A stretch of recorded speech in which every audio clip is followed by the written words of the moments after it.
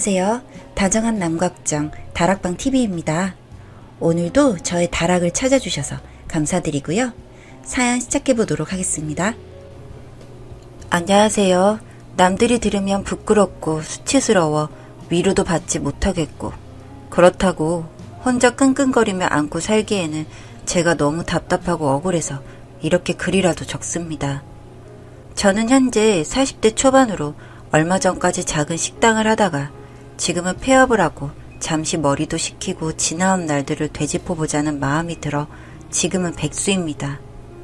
20대 후반 때부터 뭣도 모르고 시작한 장사에 이리저리 부딪히기도 많이 부딪히고 주변 사람들에게 뒤처지는 게 죽기보다 싫어 밤낮으로 일하느라 아직 자식은 없고 얼마 전에 이혼까지 했으니 지금은 완벽히 혼자네요.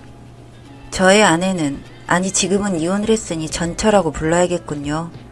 저와 전처는 23살 아주 젊은 나이에 처음 친구의 소개로 만나게 되었습니다. 집안 형편이 어려웠던 탓에 어릴 때부터 온갖 일을 하며 자라서 여자라고는 손도 잡아본 적이 없는 저를 딱하게 여긴 친구놈이 자기가 다니는 회사의 경리를 소개시켜 주었습니다. 당연히 저는 쑥맥인지라 말도 더듬더듬거리며 어리숙하게 대화를 이어나갔고 당연히 그런 모자라 보이는 모습이 호감이 가지는 않았던 건지 2번을 만나고 이후로는 연락이 끊기게 되었습니다. 그 뒤로 3년이 지나 그 친구놈의 결혼식 날 다시 하객으로 온 전처를 식장에서 만나게 되었을 때 저도 그 당시 왜였는진 모르겠지만 이번에는 놓치면 안 되겠다는 생각이 들어 적극적으로 전처에게 구애를 했고 처음에는 부담스러워하던 모양이었지만 그래도 결국에는 마음을 받아주게 되어 만남을 이어나가게 되었습니다. 그때 난생 처음 고데기만 하던 제 인생에서 이런 행복도 있구나라는 것을 처음 알게 해준 전처가 너무 좋았고 이내 결혼까지 결심하게 되어 없는 살림이지만 제 몸이 부서져라 이래서 그녀만큼은 행복하게 만들어주고 싶었습니다. 물론 모아둔 재산도 없고 멀쩡한 직업조차 아닌 저를 처가에서 당연히 반대를 했고 정말 그때는 제 자신이 너무 초라하게 느껴지기도 하고 서러워서 울기도 많이 울었습니다. 처가에서는 처음에는 반대를 강하게 했지만 이내 열심히 살려고 발버둥 치는 제 모습이 가여웠는지 아니면 계속 고집을 피우는 제게 질렸는지 결혼을 허락하시고 그 다음해에는 결혼식을 올렸습니다. 없는 형편이라 처가에서 상당히 많은 부분에서 도움을 주셨고 당시에는 고마운 마음보다 정말 죄송스러운 마음이 컸습니다. 우여곡절 끝에 결혼까지 했지만 능력도 없던 제게 갑자기 결혼 하나만으로 제 삶이 크게 바뀌진 않듯 살림이 정말 빠듯했습니다. 겨울에도 기름 살 돈이 없어 연탄을 때웠고 여름에는 찬물로 샤워하고 선풍기조차 잘 때만 틀어야만 했을 정도로 가난했지만 제 인생에 이런 여자가 아내로 있다는 게 믿어지지가 않았고 맨날 똑같은 반찬만 먹어도 그땐 그게 왜 그렇게 행복하고 즐거웠는지 모르겠습니다. 그렇게 결혼 생활이 3년 차에 접어들자 더 이상 쪼들리는 생활을 벗어나기 위해 그동안 이 집 저 집에서 일을 하며 배운 조리 기술로 식당을 차리고자 했습니다. 몇 년간 공실이었던 허름한 월세 70만 원의 상가 한 칸을 임대해서 백반집을 차려 아내와 함께 밤낮 없이 일을 했습니다. 일로 배울 때와 막상 제 장사를 하는 건 정말 하늘과 땅 차이더군요.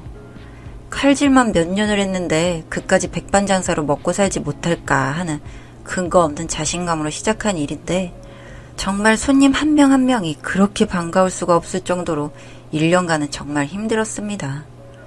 장사가 잘 된다고 소문난 집은 전국 어디든 주말마다 찾아가서 맛도 보고 가게 시설도 보고 소상공인을 위한 컨설팅도 받아보고 휴일도 없이 주방에서 조리법도 바꿔보고 지금 다시 그때로 돌아가서 똑같이 하라고 해도 이젠 못할 것 같습니다. 하지만 그 당시에는 정말 절실했고 이게 실패하면 길바닥으로 나가야 할 판이라 앞만 보고 죽어라 했던 것 같습니다. 그땐 힘들어서 제가 투정도 많이 부리고 신경질도 많이 냈을 텐데 그때마다 잘 될 거라며 다독이던 전처 덕분인지 조금씩 소문이 나기 시작하면서 점점 사정이 나아지더라고요. 2년이 다시 지나 가게를 인수하겠다는 사람이 나타나 비싼 값에 권리금도 받고 그동안 모은 얼마간의 돈과 은행에서 대출까지 합쳐 누가 봐도 근사한 한정식집을 차렸습니다. 주차장도 있고 건물도 2층에 정말 인테리어를 하는 동안 집에도 가지 않고 공사판에서 잘 정도로 너무 행복했습니다. 같이 고생한 아내에게도 그동안 고생시킨 빚을 갚은 것 같기도 하고요. 다행히 개업 후에도 가게는 잘 되었습니다. 주말이면 주차 알바가 필요할 정도로 잘 되었으니 더 이상 말할 것도 없었죠. 가게가 커지다 보니 종업원들도 많아지고 저 혼자서는 일이 감당이 되지 않아 매니저 한 놈을 뽑았습니다. 그때 나이가 30대 초반으로 결혼도 했고 대기업 프랜차이즈 점장도 했던 경력이 있어 책임감도 있어 보이고 나름 대답도 시원시원하게 면접을 본 모습이 마음에 들어 가게 매니저로 뽑았습니다. 지금 다시 그때로 돌아간다면 무슨 일이 있어도 그놈을 뽑지 말았어야 했는데 그놈은 가게로 출근하자마자 원래 일하던 종업원들도 휘어잡고 일도 빠릿빠릿하게 정말 잘하더군요. 큰 곳에서 일을 했던 경험이 있어서인지 관리를 하는 모습에서는 오히려 제가 배워야 할 정도로 일을 잘하다 보니 저도 그놈에게 신뢰가 가기도 했고 마침 오랜 세월 동안 바쁘게만 살아서 조금 쉬면서 일을 하고 싶다는 생각이 들어 그놈에게 가게 운영 전반을 맡겼습니다. 월급도 애초에 제시했던 것 2배를 주고 여러 가지로 섭섭하지 않게 편의도 봐주니 몇 개월이 지나자 제게 형님 거리면서 아주 살갑게 굴었습니다. 저도 믿고 맡길 수 있는 든든한 동생이 생긴 것만 같아 싫지도 않았고요. 그러던 중에 제가 사고를 크게 당한 적이 있습니다. 분점을 하나 내려고 가게를 알아보고 인테리어 공사를 하던 중에 리드줄에 걸려 넘어지는 바람에 계단을 굴러 무릎을 크게 다쳤습니다. 한쪽도 아니고 양쪽을 다 다치다 보니 거동도 불편하고 도저히 일을 할 수 없는 상태여서 아내에게 가게를 부탁했습니다. 그러고 재활 치료에만 전념했죠. 꼬박 2달이 걸렸습니다. 중간에 수술도 있었고 젊을 적부터 몸을 험하게 굴린 탓에 무릎도 원래 상태가 좋지 않아 시간이 좀 더 걸렸습니다. 그렇게 재활을 마치고 가게로 돌아와 그동안 가게에 신경을 쓰지 못한 것이 마음에 걸려 하루를 휴업하고 전 직원들과 함께 회식을 했습니다. 이런저런 밀린 이야기도 하고 어려운 점도 직원들에게 듣기도 하고 술을 마시다 보니 제법 시간도 늦었습니다. 다들 분위기가 좋아서 그런지 조금씩은 취기가 올라온 모습이었는데 그 중에서 부주방장이 제게 말을 하더군요. 사모님이랑 매니저랑 바람난 거 알고 계시냐고. 저는 순간 잘못 들은 거지 싶어 다시 한번 물었습니다. 방금 뭐라고 했는지 다시 물었더니 이번에는 대답을 못 하더군요. 순간 회식 자리가 싸해지면서 아무도 입을 떼지 않길래 직감적으로 뭔가 일이 있었구나를 느꼈습니다.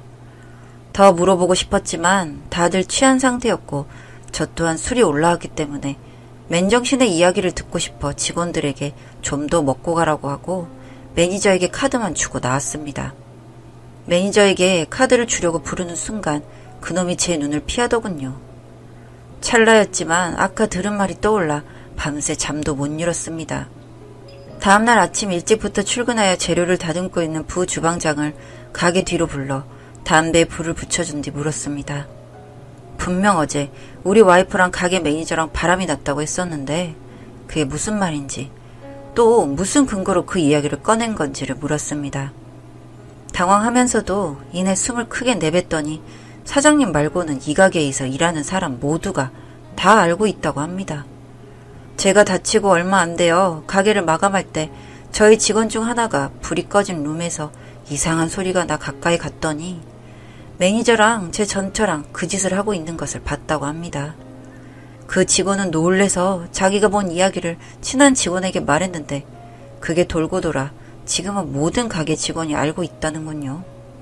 그러면서 자기네들끼리는 매니저를 보고 기둥 서방이네 뭐네 하면서 신나게 호박씨를 까고 있다는 이야기까지 들었습니다. 저는 한 번도 그런 일을 상상조차 해본 적이 없어 뒤통수가 얼얼하더군요. 화도 나지 않고 그렇다고 슬프지도 않았습니다. 그냥 실감이 나지 않았죠. 긴 말할 필요 없이 전처에게 제가 들은 이야기를 말했더니 전처도 담담하더군요. 물어볼 걸 물어봤다는 전처의 담담한 행동에 저는 함께 고생했던 추억이 있고 미안한 마음도 항상 전처에게 가지고 있어 조용히 끝내자는 쪽으로 이야기를 했습니다. 불륜 사실을 알고도 같이 결혼 생활을 이어나갈 만큼 제가 착하지도 않았고 용기도 없었죠. 대신에 함께했던 전과 추억을 생각해서 전처가 먹고 살 수 있을 만큼은 제가 줬습니다. 전처도 담담하게 받아들였고요. 지금은 합의혼을 한 상태고 그 매니저 농가는 연락이 끊겨 전처가 그 농가 살림을 차렸는지 헤어졌는지는 모르겠습니다. 다만 함께 걸었던 10년이 넘는 인연이 이렇게 허무하고 간단하게 끝날 수 있다는 게 참 마음이 착잡합니다. 저와 같은 일을 겪으신 인생 선배님들이 계시다면 제 이런 속을 어떻게 달래야 할까요? 방법이 있다면 좀 알려주세요. 안녕하세요. 다정한 남각정 다락방TV입니다. 오늘도 저의 다락을 찾아주셔서 감사드리고요. 사연 시작해보도록 하겠습니다. 안녕하세요. 얼마 전 너무 기가 막힌 일이 생겨서 어떻게 해야 하나 막막한 마음에 이렇게 글이라도 써봅니다. 누구에게 말하기도 창피하고 그렇다고 저 혼자 감싸안고 끙끙대기에는 가슴이 답답해서 터질 것 같아 글을 쓰며 하소연이라도 하고 싶어 부끄럽지만 이렇게 글을 써봅니다. 저와 제 아내는 대학교 CC로 만나 2년 연애 중에 뜻하지 않게 지금의 첫째를 가지게 되어 없는 형편이었지만 이대로 헤어지게 된다면 또다시 이런 여자를 만나지 못할 것만 같아 결혼을 결심하게 되었습니다. 첫째 임신 소식을 듣고서는 하늘이 노랗고 어떻게 책임을 져야 하나 막막하기만 했지만 이제는 그때 이 아이를 포기했으면 이렇게 예쁜 딸이 어디 있을까 싶을 정도로 마냥 예쁘고 사랑스럽기만 하네요. 그 당시에 전 취업 준비생이었고 평범한 지방대를 재학 중이라 정말 미래가 불투명했었죠. 저희 부모님은 연신 처갓집에 미안하다며 고개를 못 드셨고 지금은 저의 편인 장인 장모님께서도 그땐 저를 어찌나 반대하시던지 결혼 허락을 받기 위해서 얼마나 울었는지 모릅니다. 다행히 장인어른께서 불쌍히 저를 여기셨는지 결국에는 허락을 해주셨고 형편이 어려운 저희 집을 배려해 처갓집에 들어와 살게 해주셔서 신혼집이나 기타 돈 들어가는 일은 적게 해서 신혼생활을 하게 되었습니다. 아무래도 처건살이라 신혼생활이 편하지 않았고 저도 부침성이 좋은 성격은 아니라 꽤 오랫동안 처갓집을 어려워했지만 그래도 같이 살면서 자주 얼굴도 보고 아이가 태어나면서 집안의 이야깃거리가 많아지다 보니 어느덧 저희 부모님처럼 편해지는 순간이 오더군요. 그러다 아이가 3살이 될 무렵에 저도 어느 정도 직장 내에서 자리가 잡혀 지금의 집으로 분가를 하게 되었습니다. 나으면서 그동안 거두어주시고 챙겨주셔서 너무 감사하다고 장모님 손을 잡고 한바탕 울음을 쏟아내며 나왔네요. 분가라고는 하지만 처갓집에서 그리 멀지 않은 곳에 집을 구한 터라 지금도 주말이면 서로 왕래를 자주 하는 편입니다. 그렇게 분가를 하고 막상 생활을 하다 보니 그동안 얼마나 처갓집에서 저희에게 큰 배려를 해주셨는지 알겠더군요. 처갓집에서 생활을 하면서도 식비다 월세다 조금씩 챙겨드리기는 했지만 나와서 살아보니 그 금액으로는 택도 없는 적은 금액이란 걸 알았습니다. 세 식구가 사는데 식비며 생필품비며 대출 이자의 공과금에 정말 돈이 이리저리 새어나가는 게 너무 많더라고요. 그 즈음에서 아이도 어린이집에 다니고 아내도 어려운 살림에 도움이 되어보겠다고 직장을 알아보더군요. 마음 같아서는 직장 다니지 말고 집에서 편히 쉬면서 취미생활도 하고 그렇게 지내라고 말하고 싶었지만 차마 통장 잔고를 보면 말 꺼내는 게 어렵더라고요. 막상 아내가 취업을 하려고 알아보니 경기가 확실히 안 좋긴 한가 봅니다. 금방이라도 구할 줄 알았던 직장이 서류를 내고 연락이 오는 것이 정말 없더군요. 3개월쯤 지나자 아내도 지치고 저도 그런 아내를 바라보면서 괜히 제가 능력이 부족해서 이렇게 아내를 힘들게 만드나 싶어 괴롭기도 하고요. 그러다 아내의 대학 동기가 자신이 다니는 직장에 자리가 생겨 아내에게 근무를 해보면 어떨 것 같냐는 제안이 왔습니다. 아무래도 연락이 오는 곳이 없자 아내가 친구들에게도 부탁을 한 것 같았는데 저는 근무 조건이 절대 용납할 수 없는 곳이라 반대를 했습니다. 근무 조건이라는 게 직장에 있는 위치가 저희가 거주하는 지역이 아닌 대구에서 근무를 해야 한다고 합니다. 참고로 저희 집은 대전입니다. 뭐 KTX 타면 30분이면 가고 차로 가도 1시간 반이면 도착하는 거리이지만 떨어져 지내야 한다는 게 마음에 걸렸습니다. 한 번도 떨어져 지내는 걸 생각도 하지 않았던 터라 어린 첫째도 그렇고 무조건 반대를 했습니다. 하지만 아내는 어렵게 생긴 기회이기도 하고 대학 시절의 전공을 살릴 수 있다는 자리이기도 했으며 무엇보다 졸업과 동시에 결혼을 했기 때문에 주변 친구나 동기들은 다들 바쁘게 직장 생활을 하는데 자기는 한 번도 해보지 못한 직장 생활에 대한 미련이 많이 남았나 봅니다. 더구나 친했던 동기가 있는 직장이라고 하니 적응하는데도 어렵지 않다고 생각해서 꼭 그 직장을 다니고 싶다고 버티더라고요. 처음 며칠은 그 문제로 매일 다퉜습니다. 저는 기러기 생활은 싫다. 아이는 어떻게 돌볼 것이냐. 떨어져 지내다 보면 부부간의 애정이 식는다고 하고 아내는 아이가 어린이집에 갈 정도로 육아에 최선을 다했으니 이제는 자기 일을 해보고 싶다. 이렇게 지내면 자기가 자기대로 사는 것이 아니라 누군가의 아내와 엄마로 살게 되는 것이 싫다며 입장이 좁혀지지 않았습니다. 매번 다투고 제가 아니라고 말을 해도 결심이 선 아내의 모습을 보니 저도 더 이상은 말리기가 어렵더군요. 결국에는 허락했습니다. 지금 그때로 다시 돌아가면 절대 그 직장도 다니지 못하게 말렸을 것이고 떨어져 지내는 것을 허락하지 않았겠지만 그땐 그걸로 아내가 자신감도 얻고 살림에 도움도 되니 아이가 학교 들어갈 때까지만 다니기로 약속을 하고 허락을 했습니다. 그러고 같이 일할 지역으로 올라가 원룸도 같이 알아보고 필요한 가구도 사고 생필품도 사고 아내가 너무 어린아이같이 좋아하더군요. 한 번도 자취라는 걸 해본 적도 없는 아내였기에 설레하는 모습이 귀엽기도 하고 걱정도 많이 되었습니다. 아이는 제가 출근하며 어린이집에 데려다주고 4시에 장모님이 아이를 픽업해서 처갓집에서 맡아주셨다가 퇴근하면서 제가 데리고 오는 방식으로 케어를 했습니다. 아내는 금요일 저녁에 퇴근을 하면 집으로 올라와 같이 주말을 보내고 일요일에는 제가 데려다주고 오는 생활을 이어나갔습니다. 고생스럽기도 했지만 오히려 맨날 붙어있을 때보다 주말에만 만나니 많이 애틋해지기도 하고 월급을 받아오니 아내가 직장을 다니게 하는 것이 잘 되었다는 생각도 들었습니다. 그렇게 몇 개월 동안은 새로운 생활에 적응도 하고 정신없이 지나갔습니다. 문제는 6개월 차에 들어서인가 아내가 갑자기 주말에 집으로 내려오지 않았습니다. 물론 매주 주말마다 대구에서 대전으로, 대전에서 대구로 왔다 갔다 하는 생활이 많이 힘들고 피곤하게 된 상태지만 어느 순간부터 피곤하다, 직장 내 스터디 모임이 있다, 회사 내 감사가 있어서 주말에 근무를 한다 등등 갖은 핑계를 대면서 내려오지 않다가 3개월이 지나니 그때부터는 연락도 잘 되지 않고 주말에 한 번씩 집에 내려오는 것이 되게 특별한 일이 되었습니다. 처음에는 서운해서 아내에게 툴툴거리기도 하고 섭섭하다고 이야기까지 했지만 괜히 투정 부리는 것 같아 보이기도 하고 아내도 일하면서 피곤할 거란 생각을 하니 저도 그러려니 하고 넘어가려고 했습니다. 그렇지만 자꾸 서로 멀어지는 느낌이 들기도 하고 관계 개선이 필요할 것 같은 생각이 들어 금요일 오후에 반차를 내고 아내가 있는 직장으로 차를 몰았습니다. 퇴근 때 깜짝 데리러 온 모습을 보면 얼마나 좋아할까 싶어 한달음에 달려가서 회사 정문에 차를 대고 기다렸습니다. 시간이 7시가 넘어 퇴근하는 아내의 옆에는 웬 처음 보는 남자와 같이 이야기를 나누며 걸어 나오더군요. 왠지 이상했습니다. 서로 사이가 좋을 때 이런 모습을 봤다면 아무 의심도 들지 않았겠지만 연락도 뜸하고 집에도 잘 올라오지 않은 아내였기에 누군가 옆에 남자가 함께 있다는 게 굉장히 이상한 생각이 들게 만들더군요. 그래서 뒤를 밟아보기로 했습니다. 아내는 그 남자의 차에 타더군요. 서로 출퇴근할 때 태워다주는 사이인가 싶어서 뒤따라가 보니 아내의 원룸에 주차를 하고 함께 올라가는 모습을 봤습니다.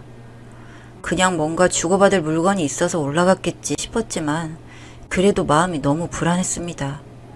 바로 뒤따라 제가 들어가면 확실하지 않을 것 같아 30분을 더 기다리다가 올라갔습니다. 문을 두들기고 아내의 이름을 불렀을 때 문 너머 안에서 우당탕 소리가 들렸습니다. 빨리 문을 열어보라고 문을 두들기고 아내는 잠시만 거리면서 서로 대치하는 모습이었죠. 그렇게 5분을 문을 두들기다가 방에 들어가서 본 모습은 아까 같이 회사에서 걸어 나오던 남자가 무릎을 꿇고 있는 모습이었습니다. 처음부터 다 보고 따라왔지만 막상 눈앞에 둘을 보니 피가 끓었습니다. 욕실에서는 방금 샤워를 한 건지 바디워시 냄새와 김이 모락모락 나고 있었고 면도기도 꽂혀있는 모습을 봤습니다. 일단 그 남자에게 명함을 달라고 한 뒤 여기 회사에 연락해서 아내랑 바람난 놈이라고 소문을 다 내버릴 거라고 말하고 당장 나가라고 소리쳤습니다. 아내는 아무 말도 하지 못하고 땅바닥만 쳐다보고 있었고요. 저도 그 자리에서 더 말하다가는 무슨 일이 생길 것만 같아 바로 대전으로 올라왔습니다. 불과 3일 전에 일어난 일입니다. 아내는 잘못했다는 장문의 카톡만 와 있었고 아직 누구에게도 말하지 못했습니다. 어디서부터 어떻게 풀어야 할지 막막하고 답답해서 이렇게 글을 써봤습니다. 아이도 생각해야 하고 저를 아들처럼 거둬두신 처갓집을 생각해서 넘어가야 할지 아니면 다 엎어버릴지 이러지도 저러지도 못하겠습니다. 안녕하세요. 다정한 남각정 다락방TV입니다. 오늘도 저의 다락을 찾아주셔서 감사드리고요. 사연 시작해보도록 하겠습니다. 저와 신랑은 같은 학원에서 수업을 듣다가 만나게 되었어요. 퇴근 후에 컴퓨터 활용 능력 자격증을 취득하기 위해서 학원을 다녔는데 저와 같은 시간에 수업을 듣는 그 사람과 점차 친해지게 되었답니다. 신랑은 공장에서 생산직 업무를 하고 있었는데 자격증 취득을 하여 사무직으로 이직을 목표로 하고 있었고 저는 승진시험을 위해서 필요한 자격증이라 학원을 다니게 되었습니다. 퇴근 후 학원에 도착하면 30분 정도 시간이 남아서 가볍게 저녁을 챙겨 먹으며 기다렸는데 언젠가부터 신랑도 종종 일찍 와서 같이 밥을 몇 번 먹었어요. 요즘 공장에 일이 줄어서 시간이 어정쩡하게 비어서 저처럼 학원에서 시간을 보내는 중이라고 했습니다. 그래서 이론 공부라든지 실기 실습을 하면서 어려웠던 부분을 같이 해보기도 하면서 친해지기 시작했어요. 그 사람은 얼마 뒤 자격증을 취득하고 이직에 성공했는데 그 회사가 저희 회사의 거래처였습니다. 물론 부서가 다르다 보니 만날 일은 없었지만 괜스레 신기했어요. 신랑과는 친해지다가 사귀자는 말도 없이 어느샌가 연애를 하고 있었는데 정말 만남이 물을 흐르듯 자연스럽다고 해야 할까요? 신랑이 말을 잘하는 편이다 보니 저도 자연스럽게 그 사람의 말에 홀리듯 연애를 하고 있었고 함께 있으면 즐겁다 보니 결혼을 하고 싶은 마음도 있었습니다. 그러던 중 신랑이 새로 지어진 아파트에 청약을 넣었는데 우연히 당첨이 되었고 그 일을 계기로 조금씩 결혼을 준비하게 되었어요. 집이야 3년 정도면 다 지어질 테니 그 전에 전세 아파트나 빌라라도 가서 살면서 저축을 하며 지내다가 아파트가 지어지면 들어가서 살기로 했고 구체적인 계획을 세우고 나서 상견례를 하게 되었습니다. 저희는 그냥 남들처럼 남들 하는 만큼 준비해서 결혼을 한 것 같아요. 결혼을 하고 나서 저희는 빌라 전셋집을 4년 계약을 하고 아파트가 완공되기만을 기다리며 지내고 있었고 결혼 전 늘 걱정이었던 10월드도 무탈했습니다. 그리고 5년이 지났을 무렵 저희는 무사히 완공된 아파트에 들어가게 되었는데 시아버님이 사고로 돌아가시는 일이 생기게 되었어요. 그 일을 계기로 혼자 남으신 어머님을 부양해야 할지 말아야 할지 말이 많았는데 시아버님께서 완강하게 혼자 사시겠다고 하셔서 저희는 가끔 인사를 드리며 지내게 되었습니다.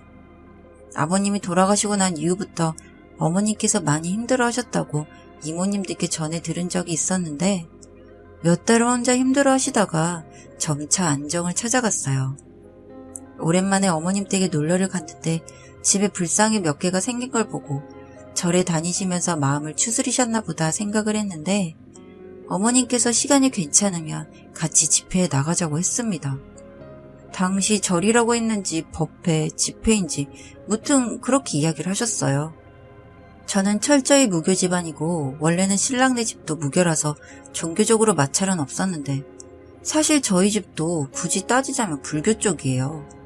무슨 큰일이 있거나 시험이 있으면 어머니께서 절에 올라가서 돈을 주고 등을 달아주시고 스님들이 기도를 해주시거든요. 그래서 가벼운 마음으로 어머님과 함께 절에 가보겠다고 했습니다. 절에 가기로 한 날짜가 되어서 어머님을 모시고 차를 타려고 하는데 어머님께서 그냥 걸어가면 된다고 해서 집에서 30분 정도를 걸어간 것 같아요. 그리고 제가 도착한 곳은 시장 어귀에 있는 작은 건물이었습니다. 건물에 들어가니 어머님은 익숙한 듯이 여러 사람들에게 인사를 하고 저를 소개해 주셨어요. 그동안 제가 가본 절과는 분위기가 사뭇 달라서 어리둥절하긴 했지만 앞에 불상을 보고는 도시에 있는 사람들이 작게 기도를 드리는 예배당 같은 거라고 생각을 하고 앉아서 기다리니 곧 집회가 시작되었습니다. 저도 절에 가서 기도를 드리고 해본 적은 없긴 했지만 뭔가 이상한 점이 몇 가지가 있었는데 원래 절에 가면 부처님께 절을 하고 영부를 외우시고 뭐 그랬던 것 같은데 집회를 하면서는 그냥 무릎을 꿇고 앉아서 남묘 호랭개교? 뭐 그런 말을 계속 반복하고 교회는 헌금이 있다는 걸 알고 있었는데 절에도 헌금이 있는지 돌아다니면서 돈을 걷더라고요. 전체적인 분위기도 이상했고요. 집에 가서 신랑에게 어머님과 절에 다녀왔다고 하니 펄쩍 뛰면서 다음부턴 어머님과 절이나 기도회 뭐 그런 걸 가지 말라고 하더라고요. 아무래도 어머님이 이상한 데 빠지신 것 같다고 그래서 걱정되는 마음으로 어머님과 지내기는 했는데 그날부터인지 신랑이 어머님을 자꾸 멀게 대하는 것을 느꼈습니다. 주말이면 어머님을 모시고 근교 드라이브를 가는 걸 즐겼던 신랑이 언젠가부터는 어머님이 바쁘시다며 함께 만나는 걸 거부하기도 했고 안부 인사를 드리려는 저를 막기도 했고요. 왜인지 모르고 그렇게 2년이라는 시간을 보낸 것 같아요. 그날 이후로 명절이나 생신에만 잠시 들러서 얼굴을 보게 되었고 어머님은 갈 때마다 저희에게 전도를 하셨습니다. 저희가 잘 되기를 기도하고 있는데 너희가 직접 와서 기도를 드리는 게 효과가 좋으니 시간 좀 내서 같이 기도하러 가자고 하셨고 신랑은 칼같이 거절을 했습니다. 그리고 작년 명절에는 어머님이 이사를 하셨다고 해서 집에 가보니 웬 다 허물어져가는 주택으로 집을 옮기셨더라고요. 놀란 저와 신랑이 어머님께 물어봤더니 헌금을 집으로 내셨다고 합니다. 아니 무슨 날강도 도둑놈들도 아니고 종교라는 게 한번 빠지기 시작하니 어이가 없을 만큼 무섭더라고요. 그래서 예전에 어머님과 집회를 갔던 곳으로 신랑과 함께 갔더니 온데간데 없었어요. 다른 가게가 그 자리에서 영업을 하고 있었습니다. 놀란 저희와 달리 어머님은 괜찮다며 웃고만 계셨어요. 그날 저녁 신랑에게 듣게 되었습니다. 어머님이 사이비 종교에 빠지신걸요. 처음에는 신랑도 동네 주민분들과 절에 다니는 줄 알고 있었는데 제가 어머님과 집회에 가기 전날에 신랑이 먼저 어머님과 집회에 갔었대요. 이상한 분위기도 그렇고 대놓고 헌금을 요구하는 것도 그렇고 사입이라는 생각이 들긴 했지만 어머님이 많이 위로를 받고 계시고 그날 어머님께서 헌금은 안 내셔서 그래도 돈은 안 쓰시나 보다 생각을 하고 정신적인 위로만 받으면 사입이라도 괜찮지 않을까 하는 생각을 했는데 저랑 신랑에게 전도를 하려고 하길래 거리를 둔 거라고 했습니다. 가끔 연락을 하기도 했는데 늘 교인들과 어디에 놀러를 간다거나 기도를 드리러 간다거나 하는 등 어머님의 일정이 바쁘기도 했대요. 집까지 팔고 나신 어머니께서는 그 이후 저희 부부에게 늘 돈 문제로 전화를 하셨어요. 처음에는 전화로 작게는 10만원 단위부터 많게는 100단위까지 요구를 하셨고 처음에는 어머니께서 무슨 탈퇴비라고 하셔서 몇백만 원을 보내드린 적도 있었는데 어머님의 거짓말이고 다 헌금으로 됐다고 하더라고요. 신랑도 저 모르게 몇만 원에서 몇십만 원까지 뒤로 드리기도 했다는데 한 며칠 교회에 안 나갈 뿐 또다시 반복이 되었고요. 그리고 한 번은 어머님이 같이 밥이라도 하자고 해서 회사 인근으로 주소를 알려드렸는데 로비에서 판넬을 들고 종교 홍보를 하고 놀란 제가 어머님을 끌어내려고 하니까 저를 탁 치면서 돈을 달라고 했어요. 너무 황당하고 어이가 없어서 멍하니 어머님을 바라보고 있으니 계좌랑 금액을 적은 종이를 저에게 쥐어주고는 자리를 떠나셨습니다. 그날 충격으로 회사에서 조퇴를 하고 집에서 계좌번호가 적힌 종이만 바라보았고 거짓말을 하고 회사까지 찾아오는 어머님이 도통 이해가 되지 않아서 화가 났다가 답답하다가 그렇게 있었어요.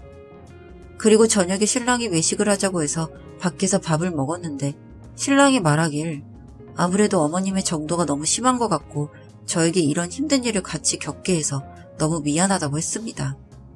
어머님이 저희 회사만 간 게 아니라 신랑네 회사도 갔었더라고요.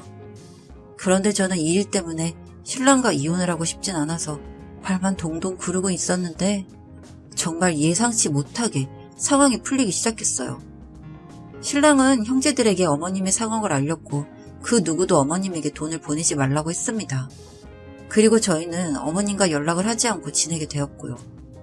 그래도 간간히 소식은 동네 분들을 통해서 듣게 되었는데 어머님이 몇 달 동안 헌금을 내지 못하는 상황이 되자 평소 식사를 챙겨주고 하던 그 종교에서 어머님을 배척하기 시작했다고 해요. 헌금을 못 내니까 더는 쓸모가 없어진 거죠. 사실 어머님을 생각하면 화가 많이 납니다. 어머님이 기존에 갖고 계시다가 사이비 종교에 헌금으로 내려고 팔아버린 집값, 아버님 사망 보험금, 그리고 자식들에게 받아간 돈들, 못해도 수억 단위의 돈이에요. 하지만 한평생 함께 지내다가 하루아침에 뺑소니 교통사고로 배우자를 떠나보낸 어머님의 마음을 저희가 못 보듬어주고 소홀히 해서 이런 거라 생각을 하며 받아들이기로 했습니다. 지금은 독신으로 지내는 도련님께서 어머님을 부양하고 계시고 저희는 생활비로 조금 보내드리는 정도인데 그래도 어머님이 사이비 집단에서 나오게 되어 참 다행이라는 생각이 들어요. 여러분도 마음적으로 힘든 부모님을 보시면 잘 챙겨드리세요. 안녕하세요. 다정한 남각정 다락방TV입니다. 오늘도 저의 다락을 찾아주셔서 감사드리고요. 사연 시작해보도록 하겠습니다. 안녕하세요. 저와 신랑은 흔히들 말하는 길거리 헌팅으로 만나게 되었어요. 성인이 되어 술을 먹다 보면 헌팅이라는 걸 종종 경험할 수 있고 마음에 들면 연락처를 교환하거나 더 깊은 사이로 발전할 수도 있지만 그냥 하루 술만 마시고 헤어지는 경우도 많고 사실 저는 술자리에서 헌팅하는 걸 좋아하는 편은 아니었어요. 서로 술에 취해 분위기에 취해 뭔가 쉽게 느껴지기도 했었거든요.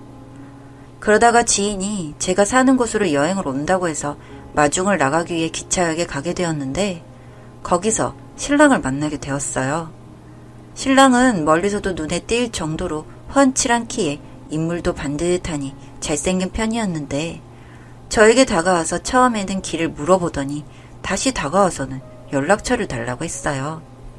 사실 아까부터 지켜보고 있었고 멀리서 보다가 가까이서 보고 싶어서 길을 물어본 거라고요. 놓치면 후회할 것 같다는 그 사람의 말에 왜 그랬는지 모르겠지만 연락처를 교환했습니다. 기차역에서 만난 것이다 보니 타지 사람이거나 우리 지역에 자주 오는 사람인가 하는 생각을 해보았는데 같은 지역 사람이고 심지어 동네도 비슷하더라고요. 사람은 우연히 겹치면 인연이라고 믿게 되는 기질이 있는 것 같아요. 우연히 기차역에서 만나게 되었고 그날 저는 청자켓을 입고 그는 청바지를 입고 있었던 모습과 비슷한 동네에 살고 있다는 것 등등. 어쩐지 이 사람이 제 인연일 것 같다는 콩깍지가 시작되었고 그렇게 한 달 정도 서로 자주 왕래하다가 결국 연인 사이로 발전하게 되었습니다.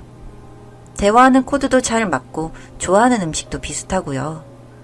그렇게 만남을 이어가고 있었는데 제가 살면서 한 번도 살 때문에 신경을 써본 적이 없을 만큼 못해 마름 체질이에요.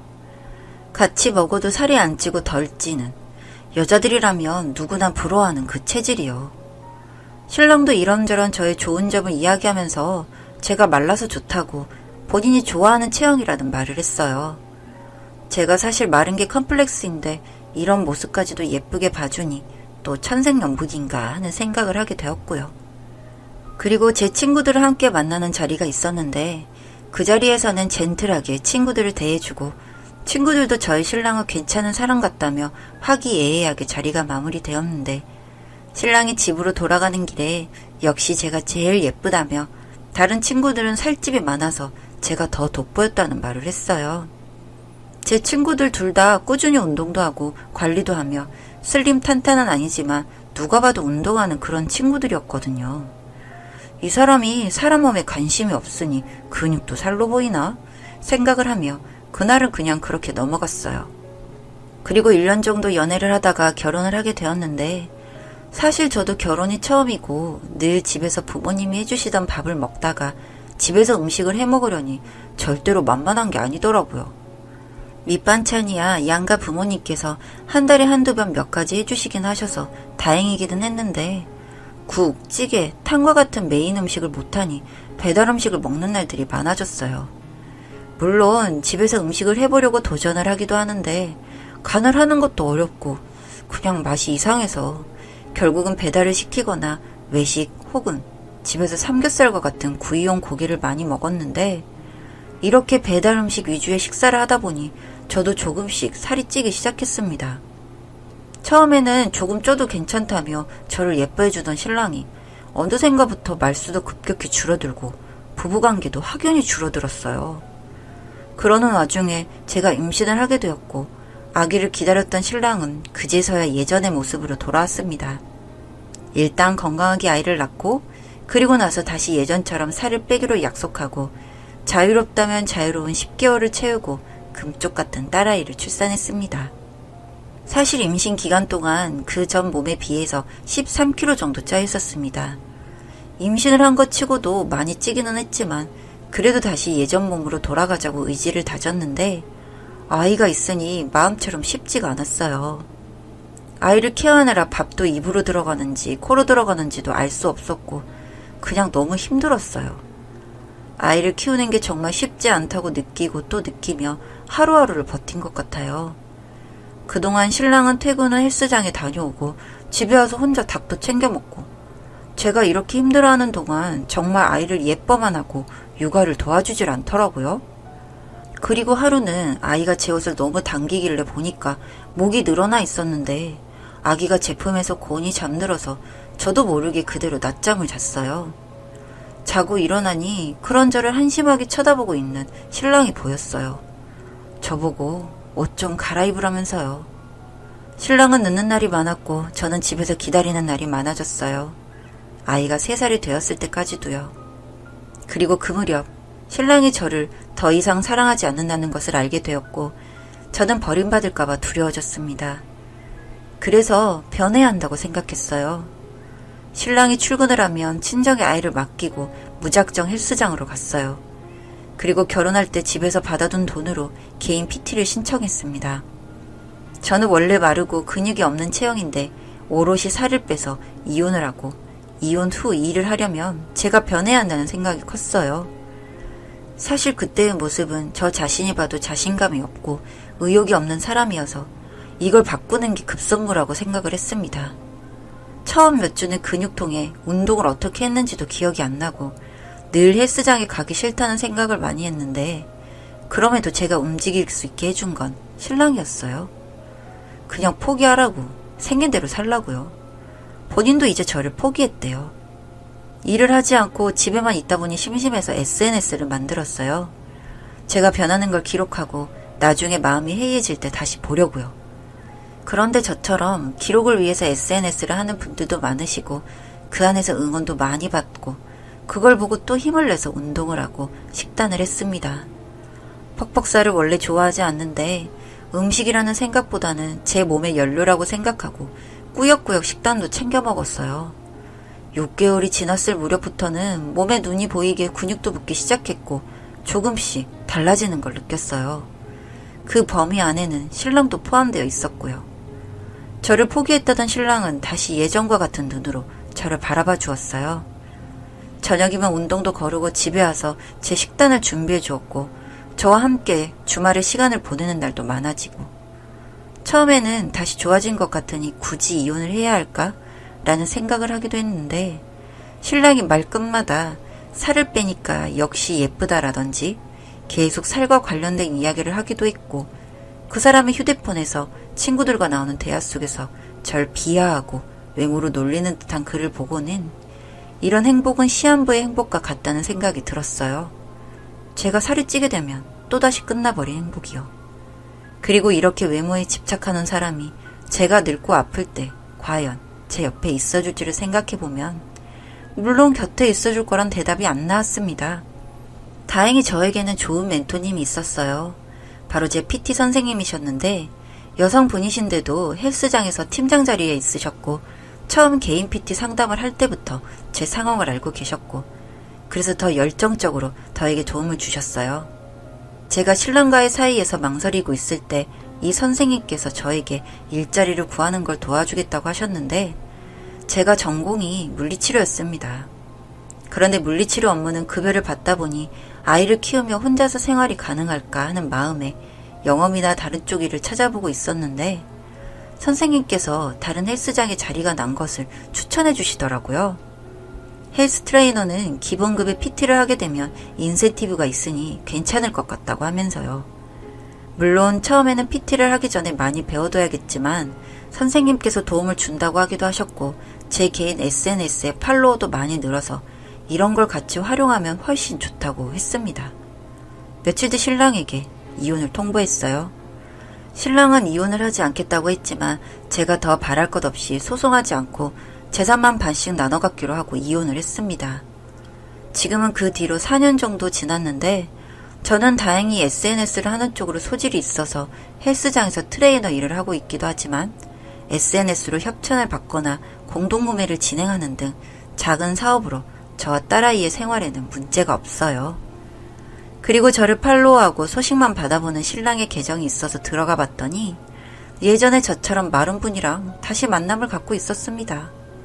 신랑이 돌싱인 걸 아는지 모르는지 궁금해서 그 여성분께 쪽지로 신랑이 돌싱인 건 알고 계시냐? 그 사람이 마른 몸에 집착을 해서 관리를 잘 하셔야 할 거라고 말을 해뒀더니 안 그래도 뭐 먹기만 하면 살살거려서 화가 나기는 하지만 돈을 잘 써서 좋다고. 그리고 재혼 생각 없으니 걱정 고맙다며 답장이 왔더라고요. 저 돈만 생각하고 만나는 저보다는 똑똑한 여성분 같아서 신랑이 갖고 있는 돈이 다 털렸으면 좋겠다는 생각을 했어요. SNS 공동구매 이벤트 시간 전에 갑자기 옛 생각이 나서 끄적여 봅니다.